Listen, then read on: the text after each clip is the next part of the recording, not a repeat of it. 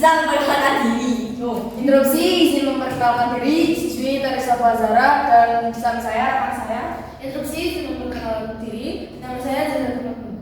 Jadi ini adalah perwakilan dari SMK Negeri Jawa Tengah di Pati yang berhasil lolos dan menjadi paskibraka Kabupaten Pati tahun 2025. Jadi di sini kita akan menggali informasi dan mencari tahu bagaimana sih cara mereka menjadi paskibraka, menjadi pendaftaran, seleksi, dan sampai pelaksanaan tugasnya.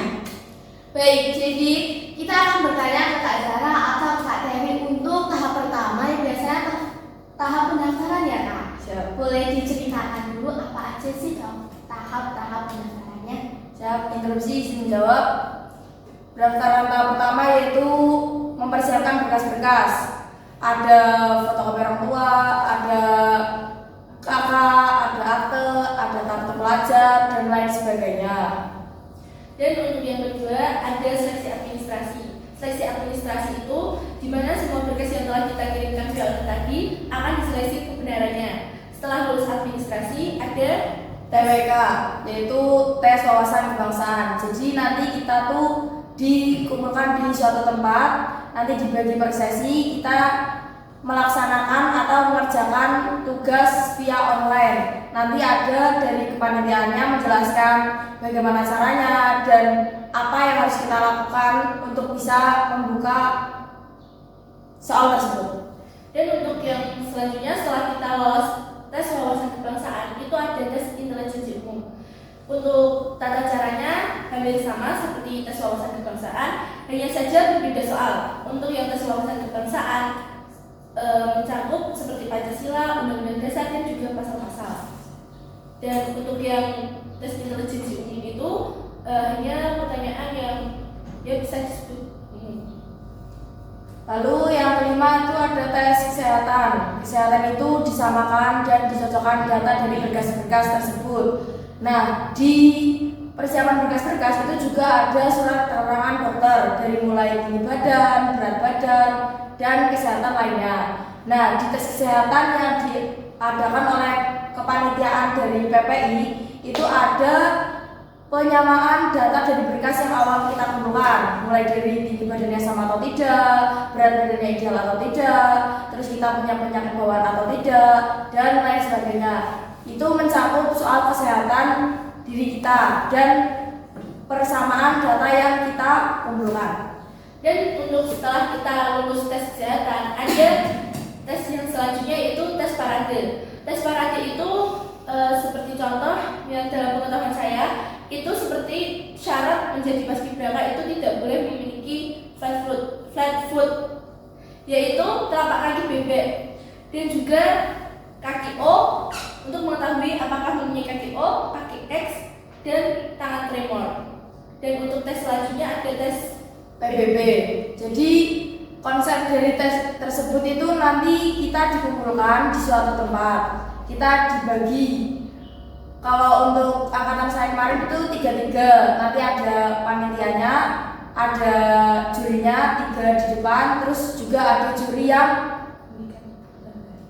memberikan aba-aba, ada juri juga yang jalan-jalan untuk melihat ini kurangnya di mana, terus salah gerakan atau tidak, terus saat PBB tampil di depan banyak orang itu tremor atau tidak. Jadi gunanya parade yang tadi Kak Zahra jelaskan untuk mengecek apakah ketika kita tampil di depan itu kita memiliki tremor atau tidak, seperti itu. Jadi lebih ke percaya diri menurut saya.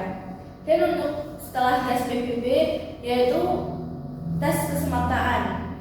Jadi untuk tes kesemaptaan paskibraka kurang lebih seperti tes kesemaptaan seperti biasanya. Jadi untuk tes kemarin yang di angkatan saya itu lari di Stadion Jayakusumo, diwaktuin selama 12 menit. Untuk perempuan setahu saya minimal 4 putaran, untuk laki-laki 7. Setelah lari dilanjut dengan push up, sit up, dan back up. Untuk push up waktunya hanya 30 detik, tapi untuk mendapatkan nilai 100 itu minimal 15. Push up, sit up sama. Dan untuk pick up waktunya 30 detik juga, tetapi untuk mendapatkan nilai 100 minimal 20. Dan untuk tes yang terakhir yaitu ada tes kepribadian. Nah, kepribadian itu menyangkut ada minat bakat, ada sosial media, dan kita juga diwawancari secara pribadi. Nah, untuk minat bakat itu, kita tuh bisa tahu apa sih minat bakat kita. Kemarin untuk Kak Zara minat bakatnya itu storytelling. Kalau untuk saya itu basket. Nah, jadi di minat bakat itu kita juga harus tahu ketika saya basket, gerakan dasarnya apa aja, ini gerakan A itu gunanya untuk ngapain, B untuk ngapain, C untuk ngapain, jadi benar-benar harus pelajari. Nah, untuk sosial media itu dikarenakan kita di sini kan tidak menggunakan HP, jadi kita tuh nggak ada yang namanya mengajarkan sosial media. Kalau teman-teman dari saya sama Kak Zara di luar itu kan tiap harinya menggunakan HP, jadi mereka dicek mulai dari Instagram, Twitter, pokoknya akun sosial media mereka. Nah, untuk kepribadian kita tuh ditanya banyak, mulai dari kenapa kita mau menjadi paskibra, terus apa aja yang bakal kalian contohkan ketika kalian menjadi paskibra untuk masyarakat luas, dan lain sebagainya. Dan di tes wawancara itu juga kita ditanya bagaimana sih nanti kalau misalnya kamu gagal, dan ya jawaban kita menerima apa adanya, yang penting kita sudah berusaha dan adanya. Nah, setelah semua tes itu selesai, kita membutuhkan waktu menunggu sekitar 2 minggu lebih. Seingat saya, kita mengetahui hasil itu di saat hari Kartini. Dari situlah kita diberikan link untuk membuka siapa saja sih yang lolos, dan alhamdulillahnya nama kita berdua tercantum. Jadi itu tahap seleksi hingga alhamdulillahnya lolos. Sekarang gimana seleksinya? Jadi saya akan bertanya, apa sih seleksi yang menurut itu paling berat dan juga paling susah di dalam pendaftaran paskibraka ini? Interupsi izin menjawab. Yang menurut saya seleksi yang paling sulit itu ada di semaptaan dan juga ada di kepribadian. Di semaptaan itu kita kan melawan siswa-siswi dari luar yang mungkin saja lebih sering berolahraga, membina fisik mereka. Ya walaupun kita di sini sudah terbina fisiknya, setidaknya kita berjaga-jaga agar bisa mengimbangi yang dari luar seperti itu. Jadi kita juga harus memaksimalkan tenaga kita supaya kita mendapatkan hasil yang baik. Lalu untuk kepribadian menurut saya itu paling sulit di wawancara dan di minat bakat. Di minat bakat kita tuh harus belajar siapa pencetus bola basket, siapa kapan bola basket mulai ada di Indonesia, terus teknik-tekniknya apa saja, gunanya untuk apa saja, itu juga perlu dipelajari banyak. Kalau untuk wawancara kita juga harus menjawab tanpa a i u e o, kayak itu jangan, karena nanti ketika kalian berbicara dengan gitu, itu tuh nggak meyakinkan. Jadi kalian benar-benar harus menjawab dengan yakin. Kalau itu emang pilihan kalian, ya kalian harus yakin dengan apa yang kalian pilih gitu. Dan menurut saya sama, untuk tes yang paling sulit adalah semata dan kepribadian. Untuk semata ya saya pikir seperti di sini, tetapi ternyata saat pelaksanaan itu sangat sulit dikarenakan dari sekolah luar itu ternyata lebih banyak yang fisiknya itu lebih terguna. Dan untuk yang kepribadian itu wawancara. Di wawancara itu kita juga betul sekali kita harus menjawab dengan cepat, harus yakin dengan jawaban kita. Dikarenakan di saat tes wawancara tersebut orang yang mau wawancarai kita itu memberikan pertanyaannya dengan cepat dan kita harus menjawab dengan cacat.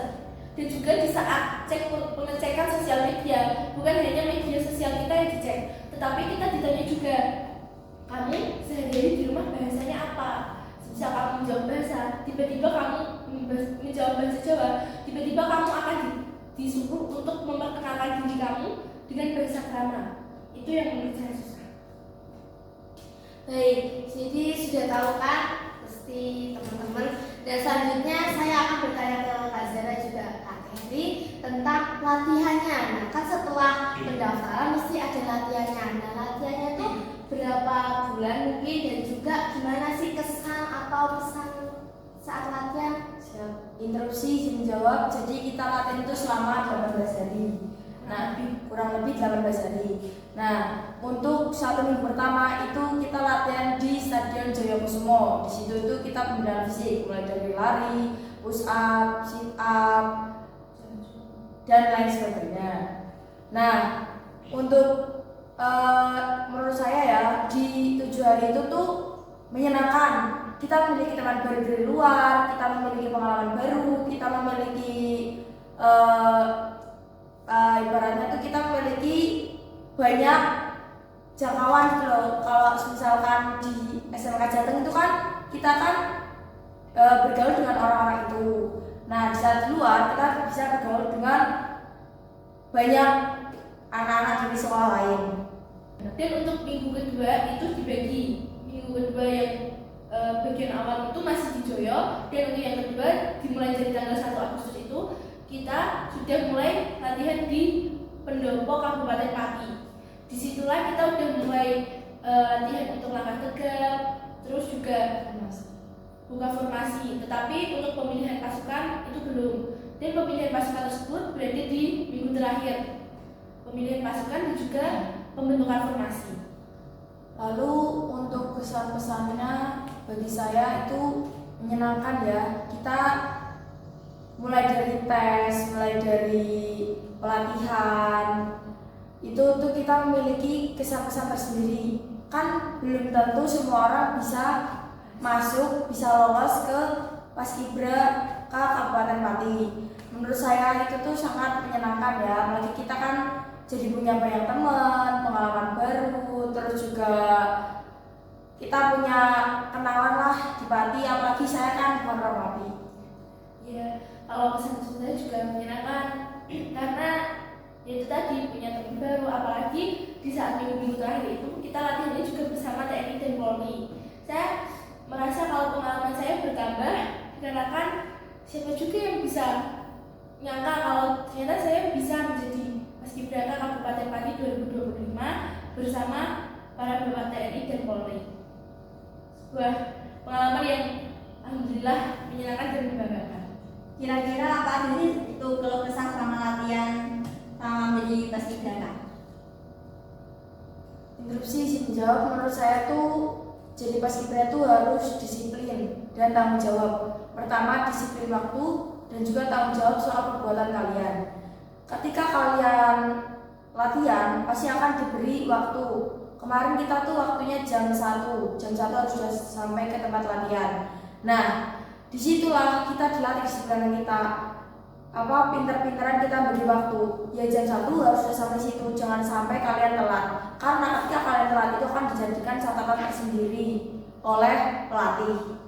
Nah, tanggung jawab soal apa yang kalian lakukan. Ketika kalian latihan, ya kalian harus latihan.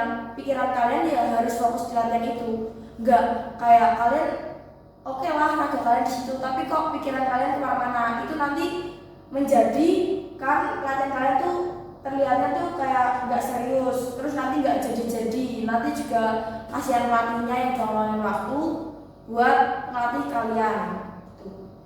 Nah, untuk yang bagi waktu itu termasuk keluh kesah dikarenakan latihannya jam 1 dan paginya kita juga harus tetap mengikuti kegiatan pembelajaran. Di saat latihan Paskibra itu pastinya kita banyak sekali ketinggalan pelajaran. Jadi kita tuh gimana caranya supaya kita tuh nggak ketinggalan pelajaran itu, apalagi bisa berpengaruh untuk mengurangi nilai. Jadi di saat weekend itu kita harus mengerjakan tugas itu jadi semuanya mengejar pelajaran yang ketinggalan.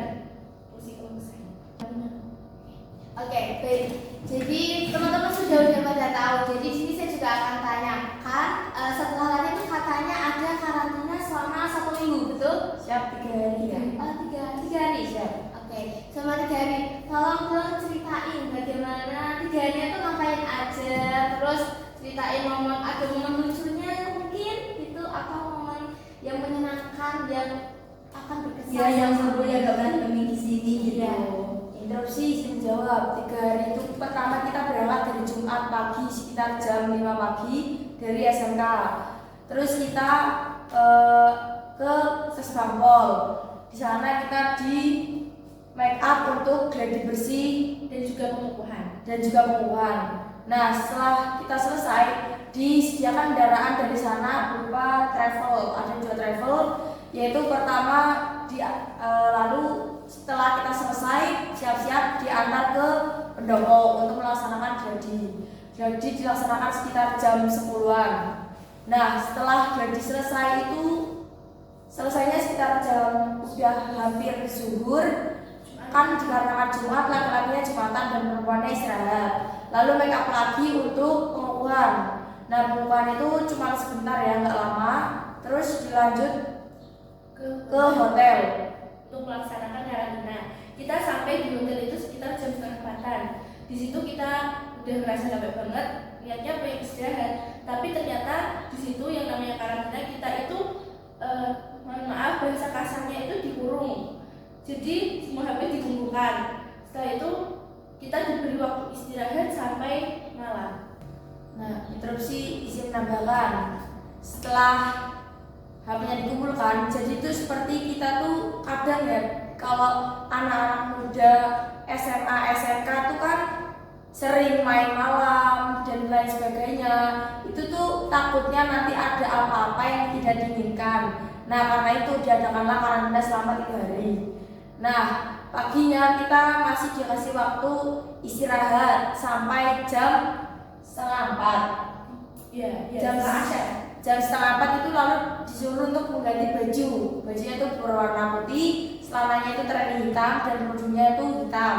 Nah, di sore itu kita melaksanakan game. Ada beberapa game. Yang pertama itu estafet sarung, yang kedua itu mohon maaf, estafet bola hoop, terus ada lomba PBB dengan tutup mata sama tebak gaya.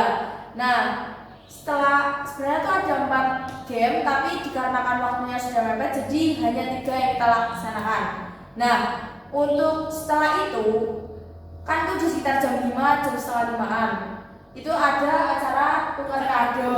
Jadi nanti per masing-masing anak tuh membuat kado lalu dikumpulkan. Terus nanti ngambil secara acak.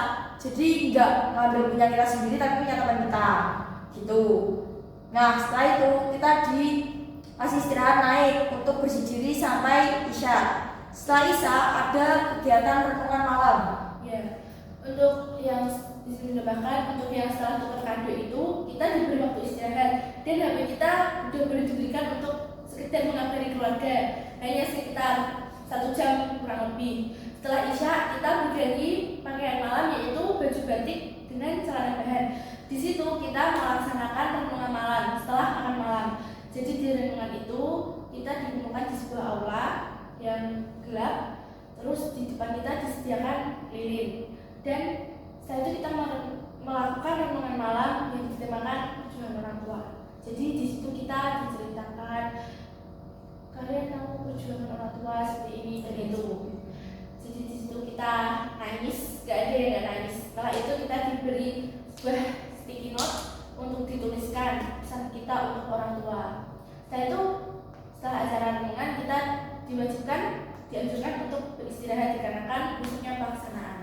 Interupsi izin menambahkan, sebelum istirahat itu kita dikumpulkan di ruang makan. Di situ pelatih-pelatih kita berkumpul. Mereka atas nama diri mereka sendiri maupun dari teman-teman itu mohon maaf ketika mungkin saat melatih mereka ada tutur kata yang kurang berkenan di dalam hati kita atau perilaku dan lain sebagainya, mulai dari pokoknya dari semua pelatih. Dan setelah kita istirahat, keesokan paginya kita bangun pagi untuk melaksanakan make up untuk melaksanakan tugas pengibaran di pendopo. Nah, kita make up dari pagi, siap-siap, terus makan, terus berangkat ke pendopo. Nah, ada satu pelatih, dia tuh pelatih yang paling terkenal menurut saya. Itu meminta maafnya itu waktu saat akan pengibaran. Jadi bukan malam di saat dikumpulkan di rumah makan, bukan, tapi saat akan pengibaran itu beliau baru meminta maaf pada kami semuanya. Nah, setelah itu, setelah kita sampai di pendopo, dikumpulkan, beliau minta maaf. Nah, dilanjutkan tuh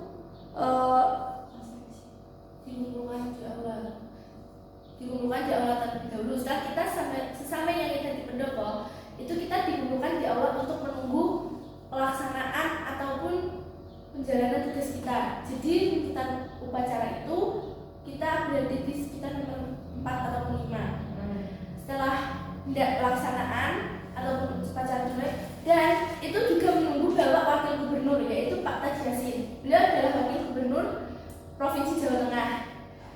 Beliau menjadi inspektur upacara di Pendopo Kabupaten Pati. Dan setelah beliau datang, upacara dimulai. Lalu untuk pelaksanaan kita sudah dibariskan. Lalu saat pelaksanaan, alhamdulillah untuk pengibaran lancar.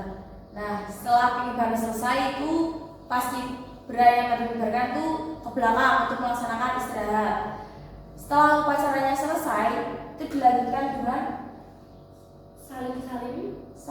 salim. Pertama tuh salim, yang kedua itu foto bersama Bapak Wakil Gubernur. Nah, setelah itu dilanjutkan dengan foto bersama orang tua. Setelah foto bersama orang tua selesai, itu tuh menunggunya agak lama dikarenakan kita mengantri. Nah, setelah fotonya itu selesai, kita itu kembali lagi ke hotel untuk istirahat dan untuk membenahi make up yang sudah luntur akibat panas. Soalnya saat waktu pengibaran itu memang cuacanya panas. Nah, setelah kita sampai di hotel, kita bersama untuk istirahat. Nah, lalu sekitar jam pukul setengah 3 kita disuruh turun untuk melaksanakan pembenaran di make up kita. Terus setelah asyaran kita berangkat lagi ke Pendopo untuk melaksanakan penurunan. Nah, saat penurunan itu kita langsung baris. Terus peserta upacaranya juga sudah siap. Jadi tidak perlu menunggu lagi saat waktu pengibaran. Soalnya untuk penurunan inspektur upacaranya itu Pak Chandra, wakil Bupati Pati. Nah, saat pelaksanaan penurunan itu kita jadi langsung ambil posisi. Kita turun bendera, kita serahin lagi ke inspektur upacara, kita kembali. Dan alhamdulillahnya itu penurunan berjalan dengan lancar. Dan untuk yang menurut saya paling terkenang di hati saya itu momen karantina, dikarenakan di situ kita first time dalam hidup saya dikarantina bersama orang-orang yang bisa dibilang baru kenal. Ya sedikit canggung, tapi bagaimana caranya kita bisa menyesuaikan, apalagi HP-nya sudah dikumpulkan, jadi mau nggak mau kita harus bisa berinteraksi dengan mereka. Terus juga saya bangga karena bisa membawa orang tua saya. Terus juga siapa juga yang menyangka jika bisa menjadi pasukan pengibar bendera dan inspektur upacaranya itu adalah wakil gubernur. Itu yang menurut saya terkesan. Jadi setelah penurunan itu dilanjutkan dengan foto-foto bebas. Kayak misalkan teman sekolah kalian itu datang berkunjung kan sama foto itu diberi waktu sampai sekitar pukul 18 maghrib. Terus dilanjutkan balik lagi ke hotel. Hotel itu kita cuma ngambil barang. Setelah itu kita perpisahan dengan teman-teman kita. Setelah penurunan itu sebelum kita dipulangkan kita yel-yelan. Ya, jalan. Dan itu baru kita ke hotel, membereskan barang, berpamitan, pulang, selesai. Nah, jadi kira-kira ada nggak sih organisasi dari SMK Cetek ini yang bisa membawa kalian di paskibraka? Saya interupsi menjawab. Jadi di SMK Negeri Jateng ini ada ekstrakurikuler PBB. Itu namanya itu Pratista, Prasaja Titi Stanuji. Jadi ekstrakurikuler Pratista itu mengajarkan PBB. Bagaimana sih PBB yang benar? Bagaimana sih caranya agar kita bisa kompak? Bagaimana sih caranya melatih chemistry? Jadi seperti itu, Pak. Oke, baik. Jadi kita udah bercerita banyak panjang lebar dan di sini saya ingin bertanya buat kesan-kesannya ke teman-teman nih, biar jadi kakak mungkin, biar kok bisa jadi paskib itu gimana gitu, biar nanti jiwa-jiwa semangat ada gitu. Interupsi izin menjawab. Bagi teman-teman, kakak-kakak, maupun adik-adik semua, selalu semangat, selalu bina visi kalian. dan selalu percaya diri. Jadi ketika kalian mengikuti sesuatu, mengikuti seleksi sesuatu, ketika kalian tidak percaya diri, ketika kalian minder, saya pasti nggak bisa, ya otomatis badan kalian tuh bakal membuat kalau saya juga nggak bisa, saya juga nggak bisa ini, saya juga nggak bisa itu. Ketika kalian berani mencoba sesuatu, maka ya kalian juga harus percaya diri kalau kalian pasti bisa. Kalian mampu atau tidak, ya kalian berusaha semaksimal mungkin. Ketika kalian berusaha, hasil itu juga pasti akan mengikuti usaha kalian. Ketika usaha kalian kecil, ya hasilnya mungkin kurang. Tapi ketika kalian ingin berusaha lebih, ya hasil juga akan mengikuti usaha kalian yang lebih. Kalau dari saya, untuk adik-adik yang ingin di tahun depan mendaftar menjadi calon paskibraka Kabupaten Pati tahun 2026, jangan lupa dibina visinya, dipersiapkan segala sesuatunya. Semoga kalian berhasil dan lolos menjadi paskibraka Kabupaten Pati tahun 2026. Nah, dari kita udah mendengar ya cerita dari kakak yang hebat banget nih. Jadi untuk menggugah semangat kita lagi, kita bisa jargon dulu. Kak Tari mau ini? Boleh Bikin SMK. Semoga bisa, semoga dijadwal satu juara, jadwal Gaya. Oke, segitu dulu video dari kami bersama dengan Kak Zahra sama Kak Teri. Di sini kita mohon maaf karena telah mengganggu waktunya. Dan sekian video dari